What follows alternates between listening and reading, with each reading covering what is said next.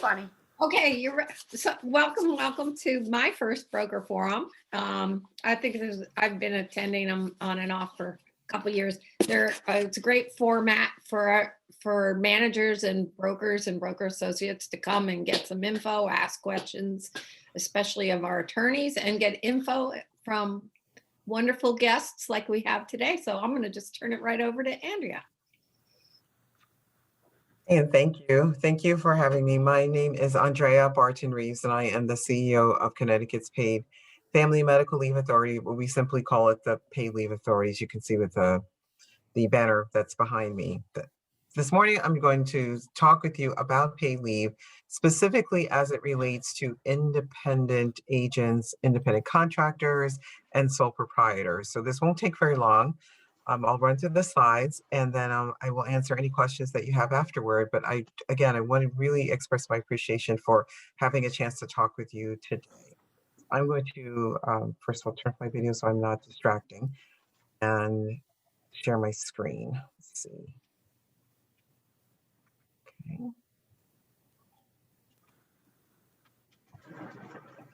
Right. 1 second. Okay. Let me go to. All right.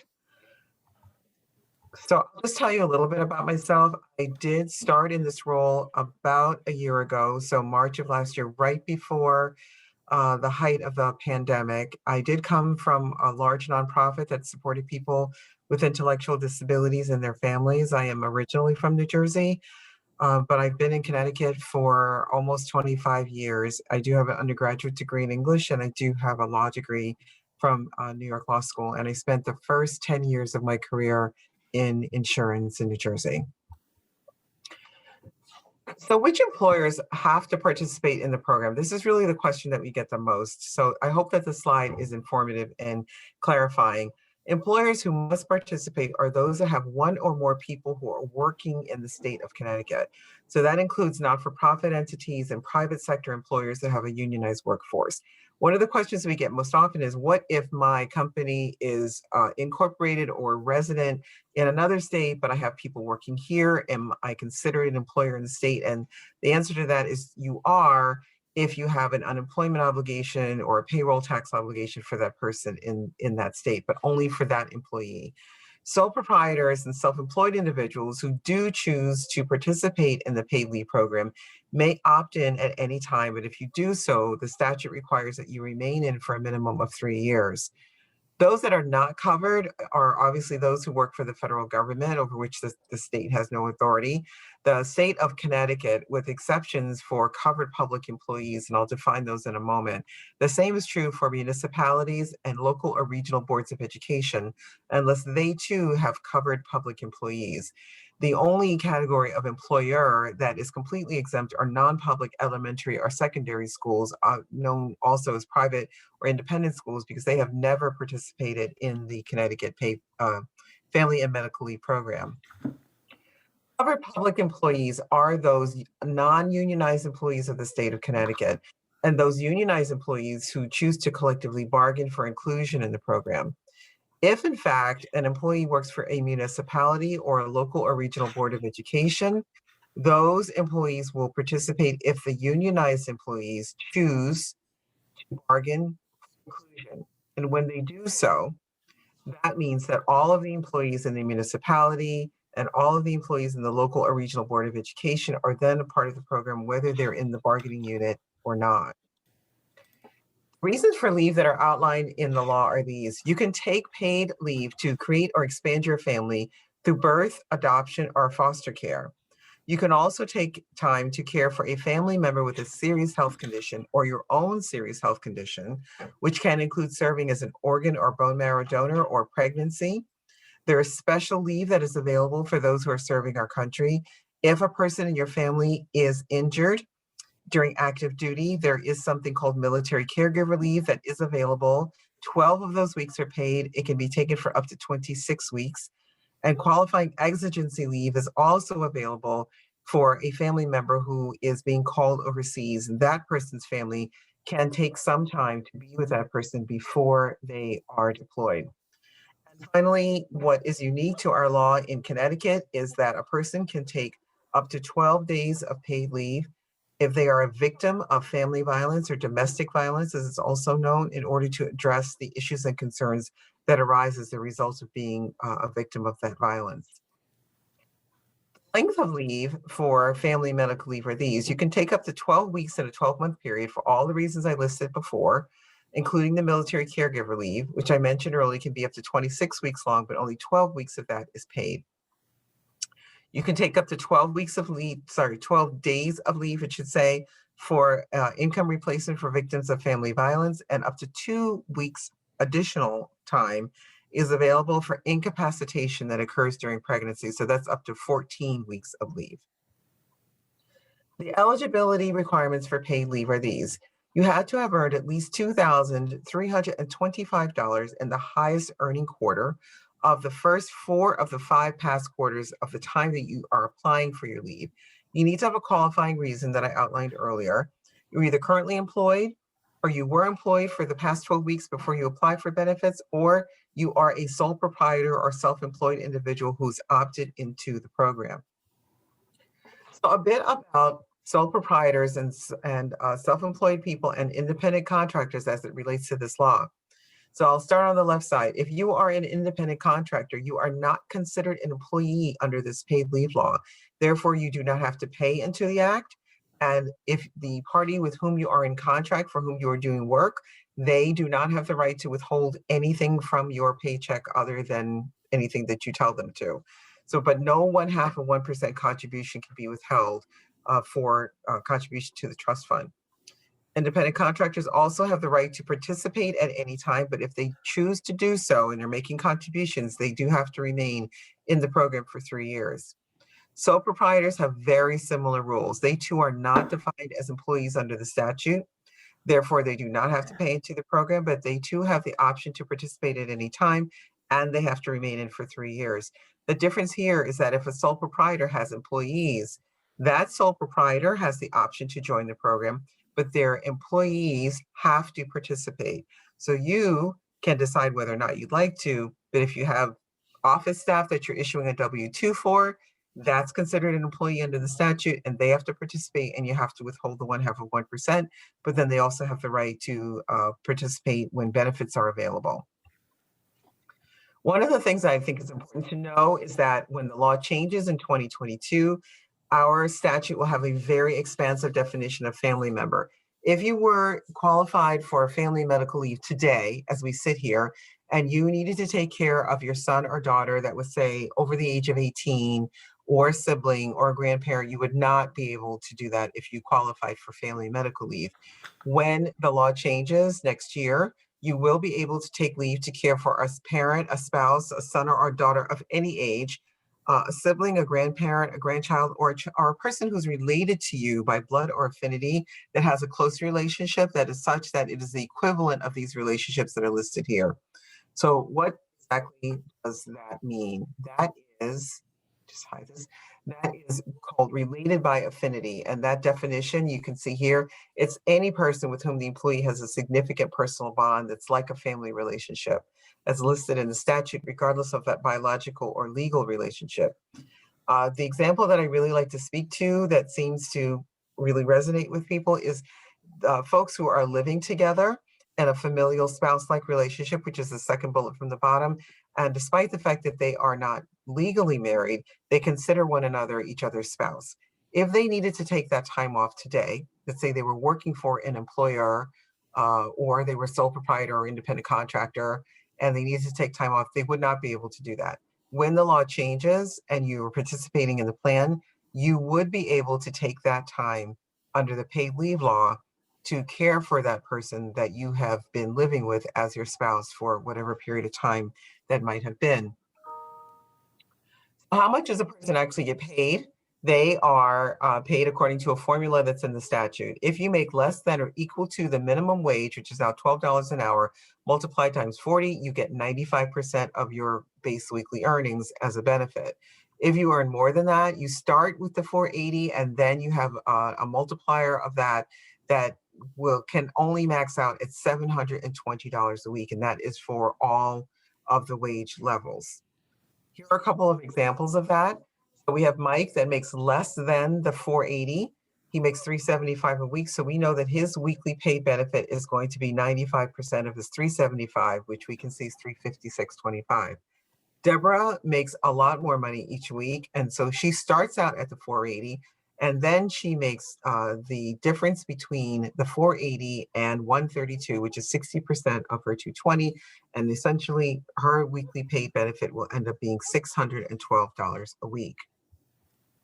I know I've gone through a lot very quickly, but some additional resources are available to you at our site, which is ctpaidleave.org, which has virtually everything you can possibly find, including a section that is there for sole proprietors and self-employed individuals. You will see it as soon as you get onto the homepage. We're here to reach you. We're here to help you, and you can reach us by contacting us through the ctpaidleave.org portal, through Contact Us. We also have frequently asked questions and helpful videos. The entire site, including all the documents, are available in English and Spanish. Thank you. Andrea, I have a question for Yes. you, just to clarify. So if our average realtor, give or take, makes about $40,000 a year, we're talking about 0.5%, which amounts to $200 a year, right? And the Right. and the independent contractor has to commit to 3 years. So we're talking about $600. So we want to make sure that Right. everybody understands that's the commitment. And the other kind of pushback I'm getting on this is everyone, people think that that people are going to take advantage of this program and just apply every year for any reason. When they're done with one maternity thing, they're going to apply for, you know, an appendicitis problem for, you know, I mean, it's just going to be an endless thing. What are the criteria to be able to apply? I know you said who can, but I mean, is there kind of a vetting and screening thing to make sure that they're not abusing it? Yeah, there is, and thank you for the question. So first of all, you're right. It is, if you stay in, it is about $600, and we've had about 3,000 sole proprietors and self-employed individuals sign up so far. And what they've told us in the communication that we've had with them is that although some of them have their own disability policy, you know, they bought like AFLAC type policies and own occupation when those are available for you, or any occupation, which you can barely get these days, that the ability to be able to take that time for that amount of money, for not just for themselves but for their family member, was a value that they saw in the program, which is why they had signed up. And others have said, you know, I'm just going to wait and see what happens, and that's fine too. With respect to being able to apply for anything, that has not borne itself out with family and medical leave as it currently exists. So everybody know that the state already has a family and medical leave law that's been in existence since 1993. So that's, you know, it's already been happening. And you do have to go to a healthcare provider. You do have to get a medical certification. You have to present that to your employer. You have to present it to us at the Paid Leave Authority. It does have to be verified. You can't just go, you know, get your cousin's sister's doctor that's going to do that. We do know the providers that have a reputation for always certifying paid family and medical leave. There's a way under the law that we can challenge those providers so that they're not always just giving everybody every summer off, every winter off. You know, because we know there are bad actors. We know that from Family Medical Leave Now, but we also know it from Medicaid, from Social Security, from every other benefit. We know that for the good that a lot of these laws do, there's always going to be someone who's going to come up and try to find a way to do what they shouldn't. And our job really is to try to mitigate that risk. But the vast majority of people, and I say this from talking to other states who have already implemented paid leave, they are not experiencing that level of fraud. They're not. What they're experiencing is that people are taking their leave. The average length of leave is about 3 weeks, and they're going back to work. The only difference there is for leave for pregnancy, which clearly women are taking that leave, they're having their children, but they're not coming back in 2 weeks like they had before with family medical leave because they had no income replacement. They're coming back within, you know, a 6 to 8 week time period, so that their bodies have a chance to recover and they can come back. So that is essentially how, you know, we're talking to other states that have this experience so we can understand what to do right here and what they've learned. And that's what we've learned. Thank you. You're welcome. You're muted, Bonnie. Myself. So I've heard that the 0.505% can go up to 5%. Nope. No? Is it locked at 0.05%? Is locked 0.5%. I see Carol has a question too, so I want to make sure that I Okay. get to her. No, and I have heard that's actually a low estimate. I've heard it can go up to 15%. I'm not really sure where these are coming from, but that's okay because that's why I'm here. No, the statute caps the contribution at 0.5%. And then, Yeah, it does. and have you seen independent contractors opting in? I have. We have 3,000 that have. Oh, 3,000. Okay. Yeah. Thank you. You're welcome. I see Carol Christensen had your hand up. Morning, Andrea, Carol. Carol Christensen is the State Association of Realtors president, just so Oh, you know. welcome. Hi, thank you for talking Hi. to us today. So I Sure. have a question. So I am a Remax broker and I own a franchise, and I do have an admin who's an employee who has to be part of this. I Right. can choose whether or not I personally, if my company wants to be, but do I have any obligation to make my independent contractors aware of this, or is this something that they need to come to me and ask for? An excellent question. You have no obligation to make your independent contractors aware of it. If they would like to participate, they certainly can. So I'm assuming that the folks that you're working with in your franchise are not your employees, right? You're not issuing them a W-2, right? Okay, no, you don't have any obligation to let them know. They can find out, and if they choose to participate, they can. But you don't have an obligation to do that. Thank you. You're welcome. Susie, I don't know if anybody else has any other questions. I I'm just happy to answer them. wanna, Maria Miranda's on, and she's been hired by the state to promote family leave. So did you have anything you want to add, Maria? You're on mute. You're on mute. We've never heard that phrase before. So I want to say that I learn something every time I hear Andrea present. I put the links directly in the chat to help make it potentially a little bit easier for those that are in attendance today. Okay. And Andrea, I know this is the second time you've come to speak to the ECAR organization in 2 days, and which speaks to your commitment to having local businesses be aware. So thank you very much for being here. Thank you, Susie. Thank you. Yes. And so Susie and Bonnie, if there are any other groups with whom you are affiliated or know of that, I can Does come and anybody speak else to, have any questions then for I'm happy to Maria do or that. Andrea? No? No, well, All thank you right. so much for coming. Thank you. Appreciate your Thank you, time. Andrea. Thank you, you. Maria, Bye. for reaching out to me. I think this was great. We've recorded you twice now, and we will spread it far and wide for our membership right. so they can Appreciate it. be in Thank the you. know. Take Okay. care. Bye, everybody. Okay, so let's get on to just focusing on realtor issues. John Peck has joined us, I think. Do I see? Yeah, there he is. What's that pink thing in the back? He's good. But anyway, John, you're on mute. So John's going to respond to any issues that you guys have. The first thing that was on the agenda to kind of bring, and feel free to at any time, if you've got an issue you want to bring up, that wanted to talk about multiple bids and best practices in a hot market. Is anybody having any particular issues at this time with that? So I'll start the conversation off, and the reason why it's on the agenda. So I got a call from an agent who wanted to know if this was okay. This is what they saw happening with another listing agent who has put it out there to everybody that the agent is going to hold all offers until such and such a date and time, at which time they will present those offers to the seller. And the person inquiring wanted to know if that was okay. And all I could say is that per the code of ethics, an agent has the obligation to present all offers as soon as possible, as reasonably possible. So I don't know, is anyone else experiencing that? What are they doing? John, do you have anything to say to that? Well, I mean, all of the things that I've seen as preliminary issues subject to discussion today have to be thought of in a couple of different ways. One is obviously the code of ethics governs your behavior.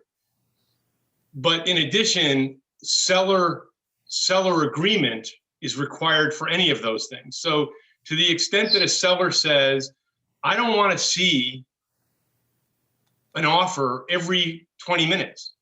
I only want to see these offers as a lump sum on such and such a date. And that's the intent of the seller, then that's the way the deal can go. You got to remember where your ethical obligation lies. Your ethical obligation lies to the public. And in a situation like this, it lies to your seller. So if your seller's instructing that that's how they want things done, then that's how things can be done. On the other hand, if what you think is happening out there is that an agent is just running amok and doing whatever the heck they want, then they have an ethical concern.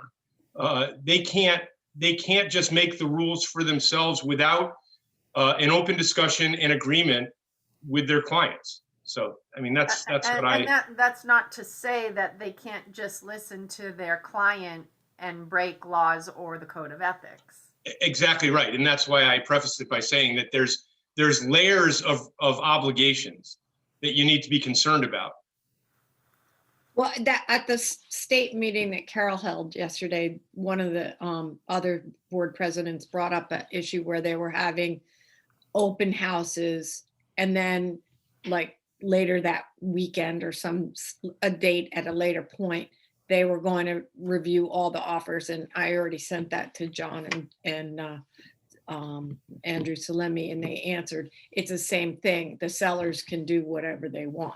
You know, the board president was questioning whether the restriction to having a buyer only go during an open house to see that was the only time they were opening the house, you know, was that fair to the buyer? And their answer was buyers don't have protected rights. It's up to what the seller wants to do. Right. The buyer doesn't have a protected right to see a particular home at a particular time that's convenient to them. They don't have that right. And now, does not mean that means that as far as cooperating in Article 3 of the Code of Ethics, there's no violation there. They are cooperating. It's just the buyer doesn't get to dictate when they go see it. Is that what you're saying? Yes. But and what we qualified that as how we qualified that is that a general buyer is not a protected class. If you were to make this rule applicable to a protected class only, then you'd have an issue. Then you as an agent would have an issue as well, because you can't participate in something that would be violating the rights of a protected class.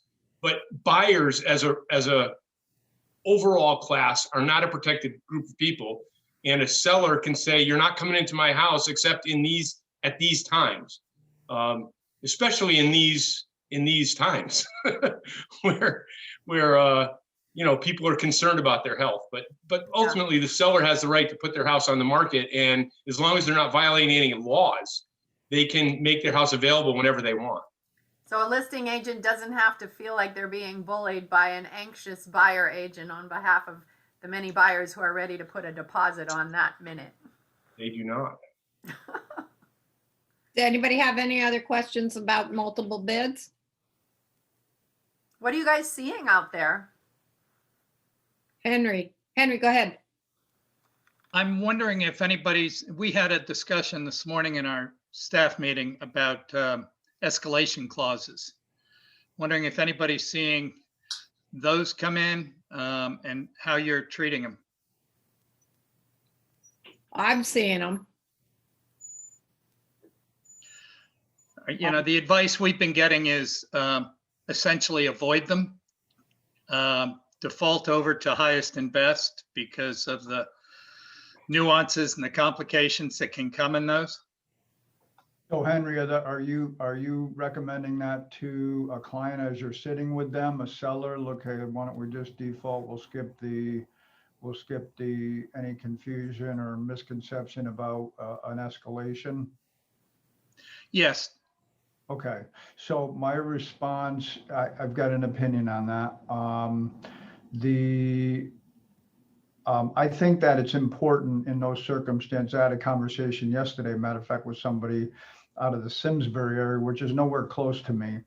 And I said, if they felt they wanted their offer presented with their information, the way that they understand an escalation clause and what the value might be to a seller in a situation, they should do it themselves on a Zoom call or a three-way call with the listing agent sitting. I was a call from, it wasn't on one of my listings, just somebody from the office. But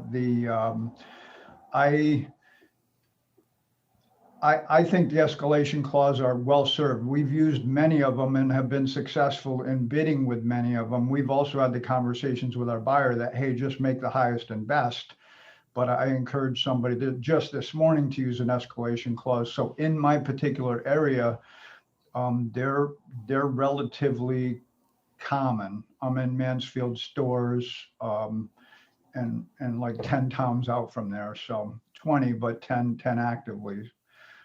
What's other people's experience? I encourage, the best offers, and some of the best written offers have an escalation clause. Brian, bring your escalation clauses to my listings. I'll happily accept them. Why, thank you, Marilyn. I appreciate that, and I will. And just one comment before I forget it about Susie's question at the beginning, or what John started talking about is, yeah, we're taking direction from the seller, and the seller can say, hey, I want all offers up until this point in time, and then I'll make a decision. And my default as a buyer's agent is, that's great. I'm going to bring you an offer, and I'm hoping that the offer is good enough for you to just sign it now. You have no obligation to wait for any offers. And just because you said it was going to be this way doesn't mean it needs to be this way. It's whatever way you want it to be. And if I bring you an offer today that meets every single one of your needs and has basically no contingencies, I would like it signed. What do you say about that, John? I mean, Oh, he's working the best he can for his client. I certainly understand that.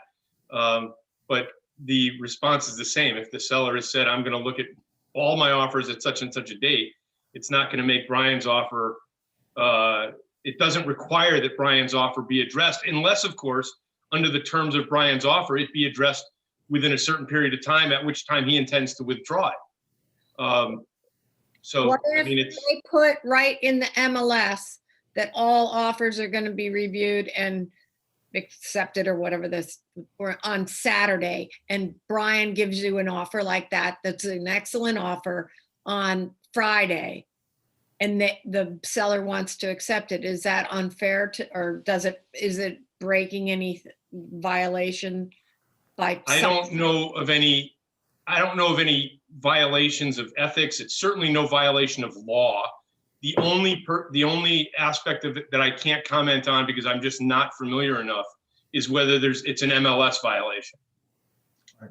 And fair is a funny word, Bonnie, because that word got removed from the code of ethics many years ago. So it's strictly honestly, the fairness is, it's a challenging market, and you don't need to be. My intention is not to be unfair, but it's not to be fair either. I've got just one client, period, and I want them to get their contract accepted if I'm working for them as a buyer. And if I'm working for a seller, I want the highest and best. And if they told me, hey, you want to wait till Saturday and something good comes in Friday, I'm going to say, sign it. Yeah, okay. Back to the escalation clause for a minute. The forms committee, I wish somebody was on the forms committee in this conversation, but they were talking about the escalation clause, and Karen. and if these escalation clauses are like being competitive, the problem that they're seeing is that what is there in regards to subject to appraisal, right? Because the escalation clause could push it up and over and above, and now you've got this false amount, and that buyer who had the escalation clause can't actually get the mortgage because it didn't appraise. Any conversation about that? I forget what they wanted to do about that.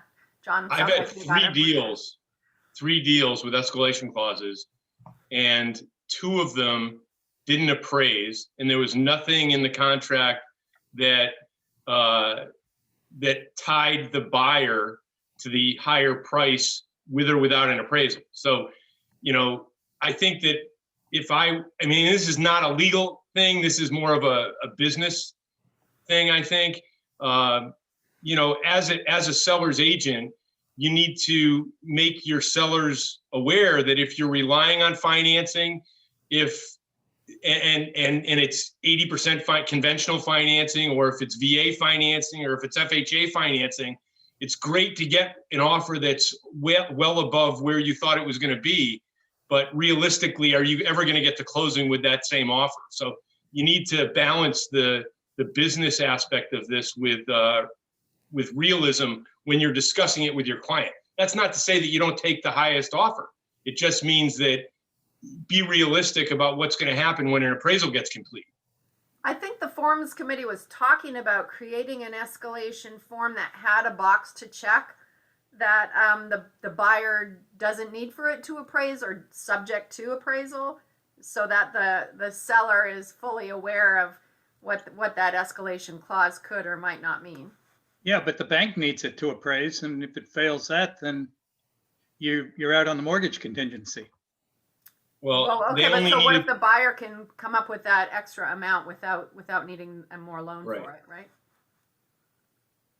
It all depends on the kind of financing, right? I mean, if you write a contract that calls for 80% financing with a conventional loan, the only issue if it doesn't appraise is that they're going to have to get PMI. On the other hand, a VA loan or a FHA loan, different story.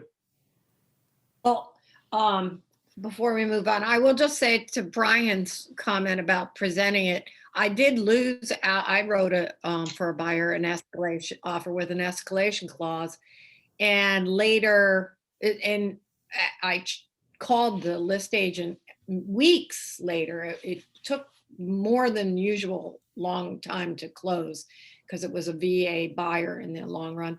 And when it closed out on the MLS, the offer was less than what my escalation offer would have been. So I was a little confused. So I called the agent, and the agent didn't really remember exact details, but said there were like 12 offers and it was up to the seller. And so I kind of think they probably maybe they didn't realize the implication of that escalation clause. So it might have been helpful to present it. So I don't think that it most likely was that it was a VA buyer with an escalation clause, Bonnie. And if it was higher than it was going to appraise at, they probably went with what, in their opinion, what was the better offer for them. No. The buyer that won out was a VA loan. Oh. Mine was a conventional buyer. I recently had a listing where I had 7 offers, and the seller accepted a lower offer from a military person. I think that They might were be former military, and that was in their heart. And they just said, you know what, that we know how difficult it is for military buyers to get their offers accepted when they're up against a conventional buyer, and they took it. And that's a tough explanation when the other agent calls you and says, what the heck? But yeah. Okay, well, the next thing on our agenda is realtor safety, what to do and not to do if one of your agents is harassed. And Susie, you want to kind of go my over memory the on this. scenario that we had happen? Yeah, what was that scenario? Oh my God, what was it? It was Go ahead. the new member. I don't want to use names. So. Don't use names, but what happened? I'm sorry. send a message in the chat to her, to Susie, Oh, yeah. just to Susie. Yeah, okay. Hold on. Okay, it's vaguely coming back to me. A brand new agent was announced by the broker on Facebook. Congratulations, our brand new person. He or she is. And promptly got harassed by a member of the public with sexually explicit kinds of harassment And so I was called, and I put it out there in the community with the name of the person who had called them. And I immediately got feedback. Are you sure we should we should be doing that? Because I know a guy with that name, and if it's that guy, he's actually does signs in the community, and he would be horrified. And I'm like, oh my God, is it him? I would hate to think that it's him, right? So now I got to go back and figure all this out. Is it that guy? And should I be? And when I called, and Bonnie called me, her husband's a lawyer. He's like, could you get the association in trouble if you do that? So I called the attorneys, and John, what was your response? Yeah, like, don't do that kind of thing. Oh my God, I didn't think I was going to be involved in this conversation. I apologize. Right. So, I mean, I had two people, the broker and the agent. I had proof that they were being harassed by this person.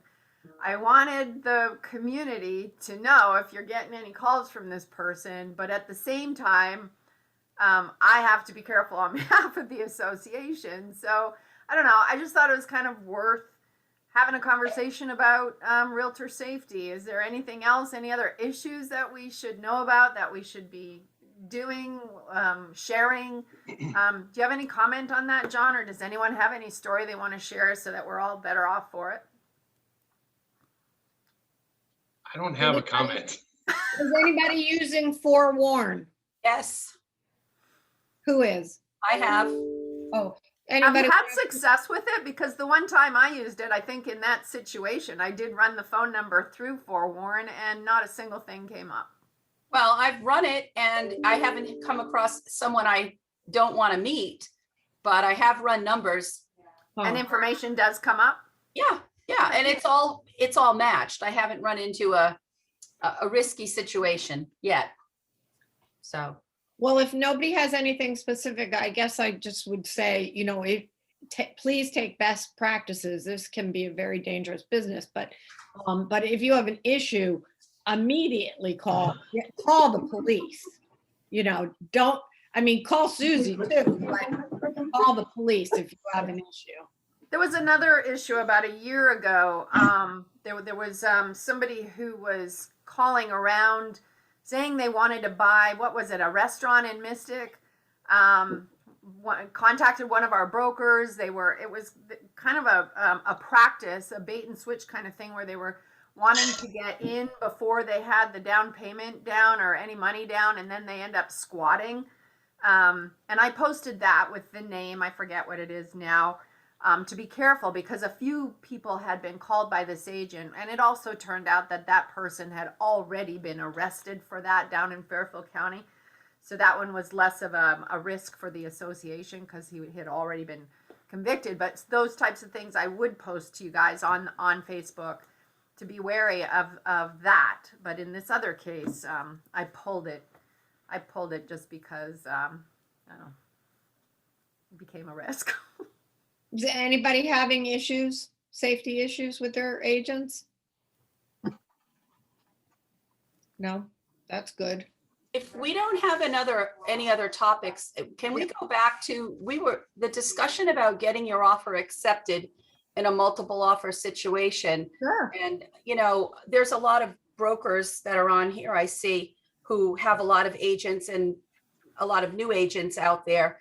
But what I see is, which is frustrating, and it helps, I think it will help them to get their offer accepted, is to have their paperwork all together, cross their T's, dot their I's, include all the forms, make sure you look up the volume and page, put the seller's address in, put the broker's ID together. There's a lot of lazy agents out there who just don't do their work, their homework. They're not detailed enough.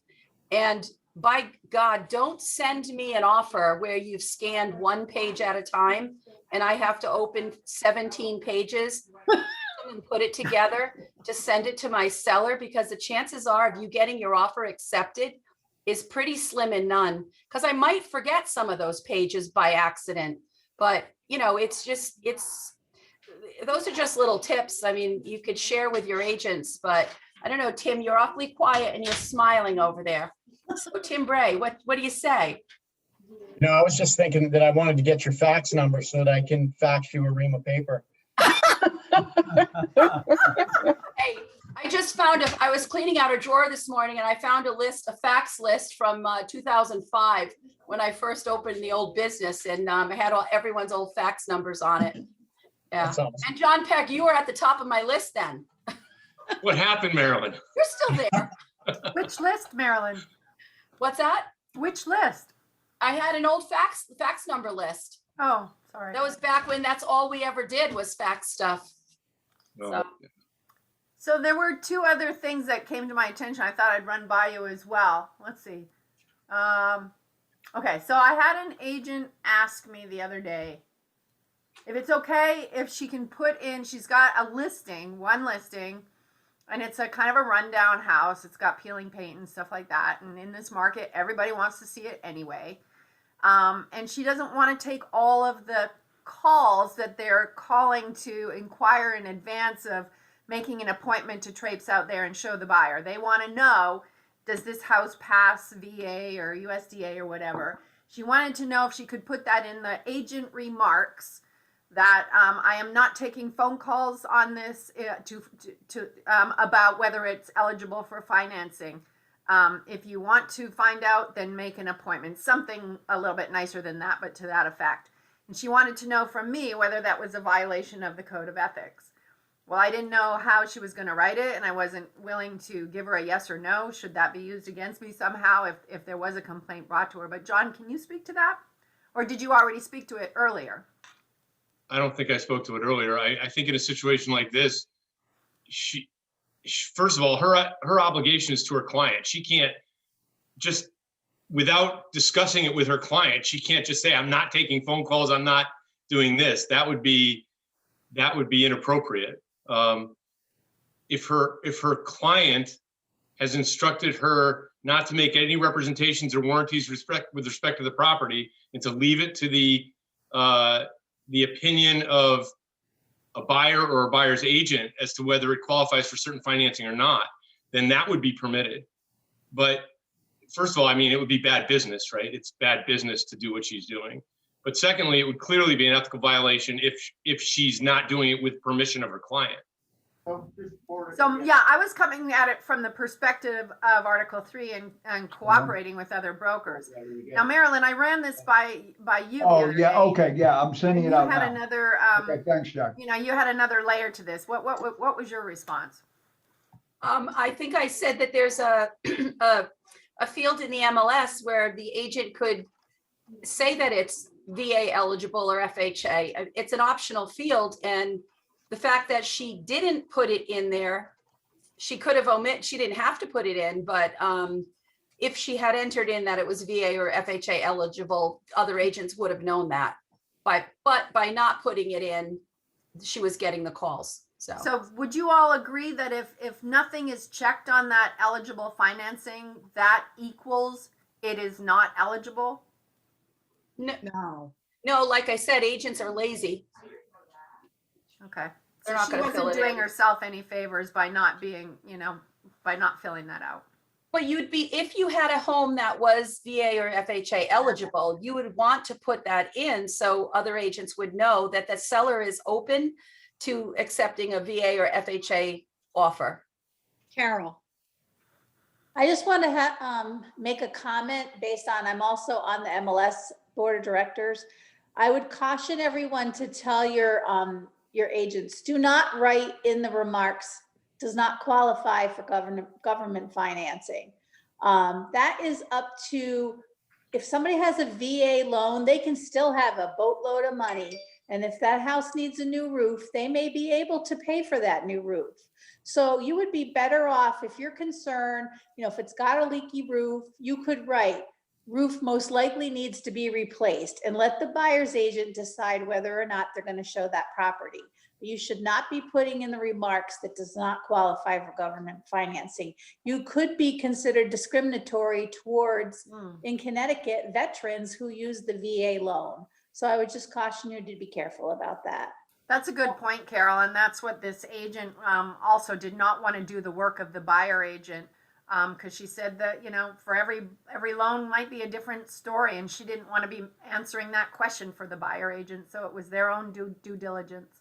Well, and I mean, I'm a veteran, so I used and see VA loans often, but you may think it's going to qualify for a VA loan and it won't. So, I mean, by putting it down that it does, it's also putting you at risk because you may have missed something.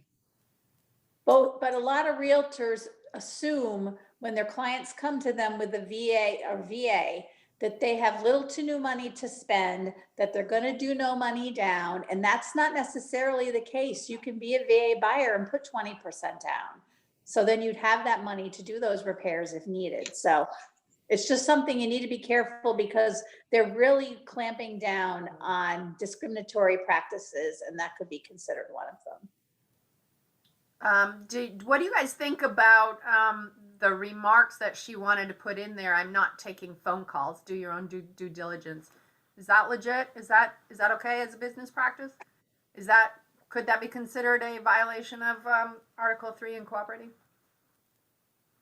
If her client told her not to.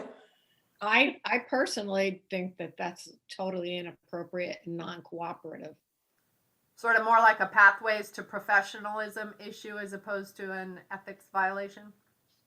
Is that any different from an agent who doesn't put their cell phone in and the only phone in there is their office phone with no voicemail on it? They're not cooperative. Yeah, that's actually a lot easier way to do it, Marilyn, right? Just Right, exactly. that way you don't have to say anything and you just don't answer your phone. And yeah, only communicate by text, and you gotta love it. Stop giving these people tips. I'm gonna look at your listings this afternoon, Marilyn, and see if I could sell one of them. Okay, Yeah. I just put a couple new ones in. Okay, good. What else do we have? Bring your issues, you guys. You must be seeing some, like, what's selling right now? And everything. Carol, go. Welcome to Ann Bergendahl, a new broker. Carol, when you raise your hand, it's the 3 fingers, right? There you go. I wanted to bring up, as long as we're looking for topics, I think that we could talk a little bit about buyer love letters. It's coming up a lot. I've heard it up at the state level. I've heard it from other boards. And I don't actually have the answer to that. Maybe John would like to chime in. But I heard a great thing the other day, and I just wanted to make this comment. The concern about a love letter is if they're talking about only the home, it's one thing. When they start talking about themselves, that's when you could possibly, again, run into a problem. Somebody could say, they have 5 children, and then maybe the seller is like, oh, I've taken meticulous care of my house for 20 years, and I don't know if I want a family with 5 kids. They're going to ruin my beautiful home, even though they don't own it anymore. But anyway, I just wanted to push this tip. I heard this the other day. I thought this was great. If you're thinking about you need to do something else, don't do the love letter. Get a pre-approval and have the lender write a letter introducing the buyers to the seller and saying, as a lender, these are, perfect candidates for this loan, blah, blah, blah, blah, so they can have some more skin in the game as far as the loan product goes. There was a post on Facebook the other day. I don't know whether it was Lab Coat Agents or one of those state national websites, and they were talking about buyer love letters and that they can be discriminatory. If you said, I can picture my children coming downstairs on Christmas morning to open the presents. Well, now you have a religious, they don't get it. They could claim that, they didn't get the house because of their religion, their beliefs. And, you could include a picture and, maybe it's a protected class and they don't get it. You're just setting yourselves up. So. And on the other hand, if you look at it in the other one, if you get a love letter and they say, I want to buy, this just happened to me, by the way. I really need to buy this house because it's 1 story and my husband's in a wheelchair. So then your client gives it to them. And then technically you've discriminated against everybody who's not in a wheelchair who wants to live in a ranch. So it can go both ways. Well, there's no protected class for all the people that aren't in a wheelchair. Unless they have another protection. Well, exactly. But I'm just saying, if you have everybody and then people in a wheelchair, the people in the wheelchair are protected class, the people that everybody else are not. Yeah. Correct. So are you suggesting, Carol, that as a listing agent, you might want to discuss with your clients not looking at love letters at all? Yeah. That would be my suggestion, yes. And right. So you don't want, you're not gonna decide which ones they're gonna read and which ones they're not. We're just not accepting any love letters. Well, I mean, you can only make that suggestion, but I wouldn't tell Right. anybody else how to do their business. But we can just see so many opportunities for there to be some discriminatory practice. Because even if one person wrote a love letter, the other ones didn't, and they're like, oh, I didn't know that would help me. I have a disability too. You know, you just don't know. Yeah. NAR has the same exact position. They do not recommend it at all. If you're an I agent, came do not from- accept the love letters. Came from New York State, which where I practiced for, I don't know, 8 years before I came to Connecticut. They are totally, their attorney, the state attorney, is totally against them. And the board I was associated with in Ithaca, we were the poster child for being the bad people because we wrote them all the time. And they said, no, don't do that. So. Well, the moral of the story is to write your best offer with Yeah. the least amount of contingencies. Well, I think what Carol said, it came up at the member meeting by one of our mortgage lenders, getting your people pre-qualified and, making sure the seller Pre-approved. knows how qualified your buyer is the best way to, get that across, I would say. So maybe a lender, but they can't address any of their personal issues. They're just talking about their finances. Is that what they?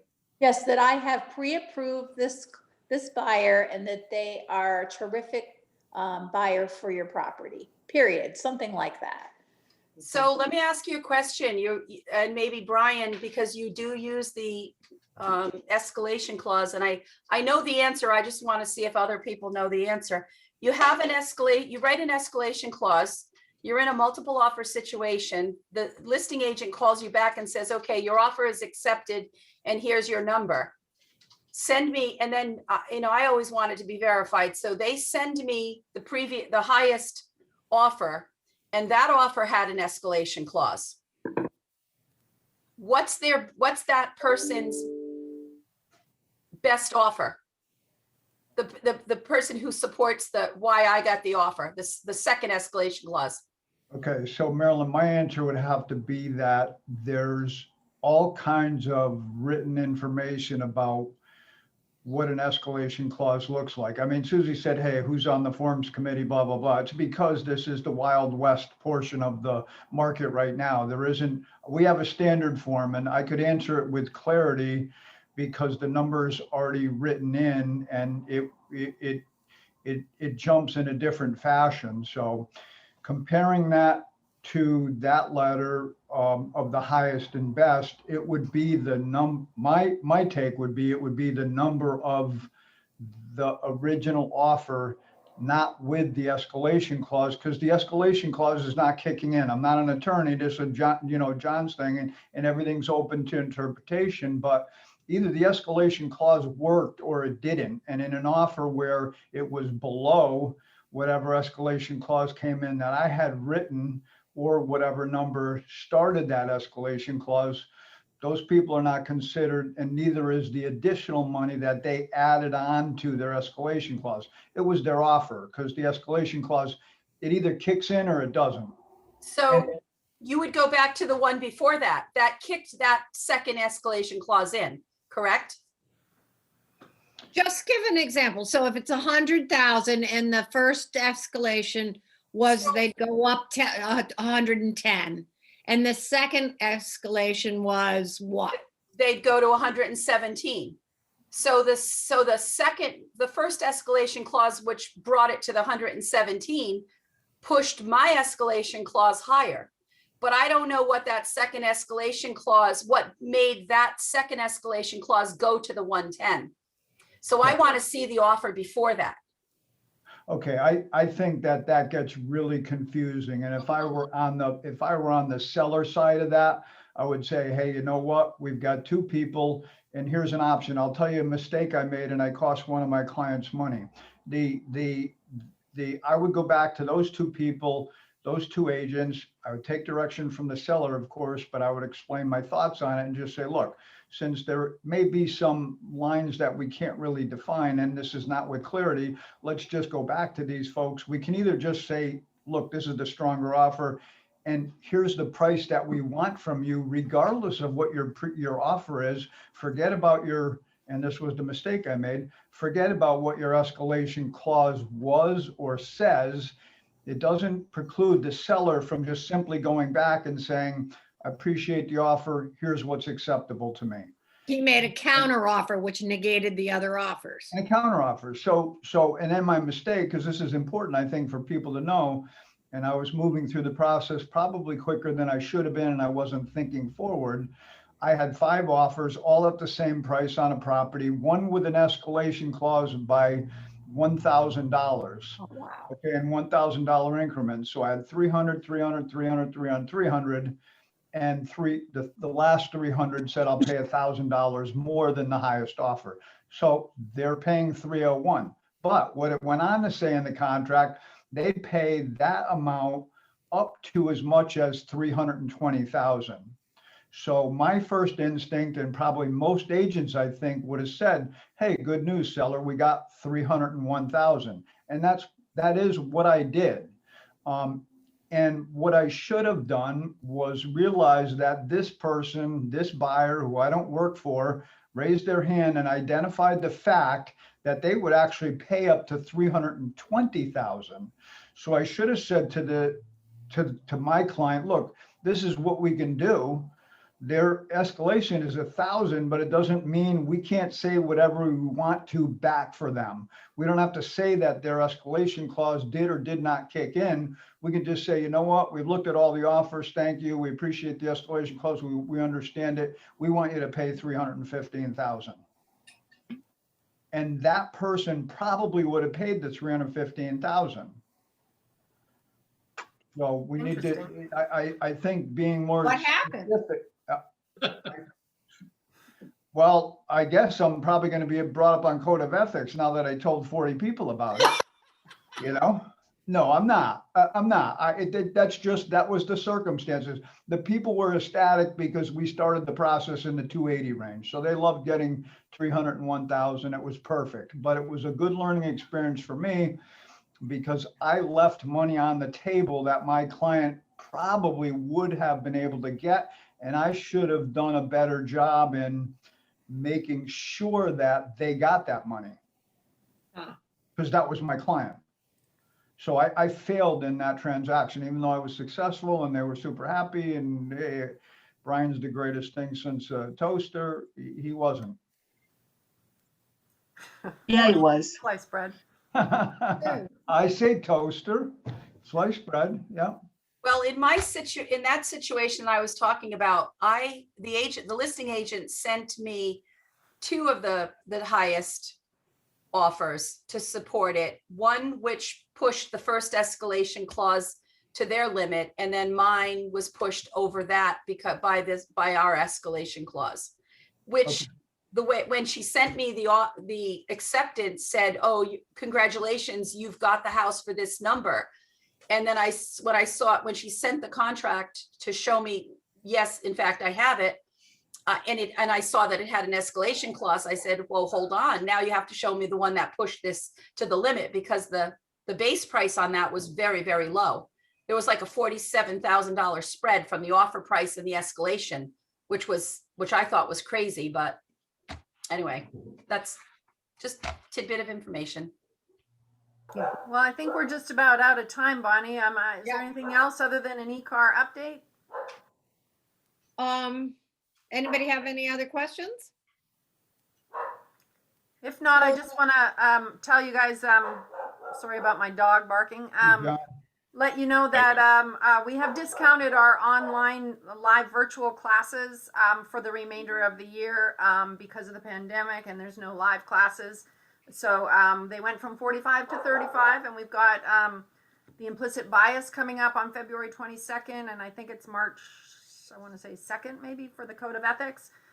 Code of Ethics is due this year for the 3-year cycle, so if your agents haven't taken that yet, they're going to want to get that in before December 31, and we will start loading up on our mandatory and Code of Ethics classes.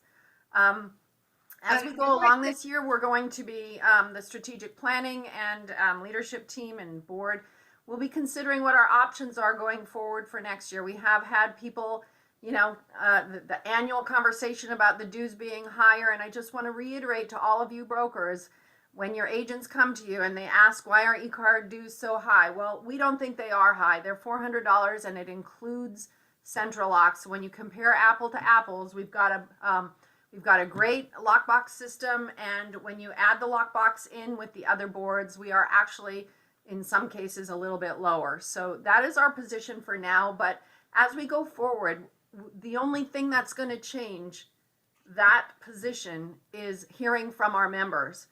So if we have enough members that say we want things to be different, that's when our board would take action. So when I get these complaints, my hands are tied unless I hear from enough people. So when you guys see that member survey come out later in the year, get your members to fill it out and complete it. So we know, so Bonnie knows, so our board knows which way to go going forward. Carol, I'll just close with one more thing. I think that the DOJ settlement with NAR includes the requirement for all real estate agents to be given access to a listing. Does everybody understand that? That's coming hopefully in May when the board of directors approves that at the NAR level. When that happens, that means anything in the MLS, you've got to give access to any real estate agent for that listing. And we are in a great place for that because we have Central Lock. Our agents can give out a one-day code. All the other associations that have Supra, they might be in a pinch. They might have to go meet that real estate agent who's not a realtor and doesn't have a Supra box. So we're in a good position to hopefully encourage other associations to consider Central Lock. But this is all big level thinking. I'm thinking about it all the time. And I hope you guys are seeing the value in eCar with our classes, with our forms, with our Central Lock box. And I hope you're talking up a storm that we are a full stop shop and worthy of it. But please keep an eye out for the surveys because we do value you and your agents' opinions on this stuff. Can we say one more thing about what is happening up at the Capitol with all these bills that are proposed, and why when we call you next month for our RPAC phone bank, that you want to invest in RPAC because there's a battle ahead, and Carol's going to spend a lot of time up at the office building up there fighting our fight. So we're going to need a lot of money. Yeah. Yep, and we've done very well with that so far. Thanks to all of your agents, we are almost already at 100% participation, which is unheard of for eCar. We usually have to do four phone banks for that. So we're in a really good place where we've got good momentum. I think it's a good time to end it, Bonnie. Thank you all for participating. Thank you very much for attending, and any issues, send to Susie or me for the next one. Have a great day, everyone. Bye.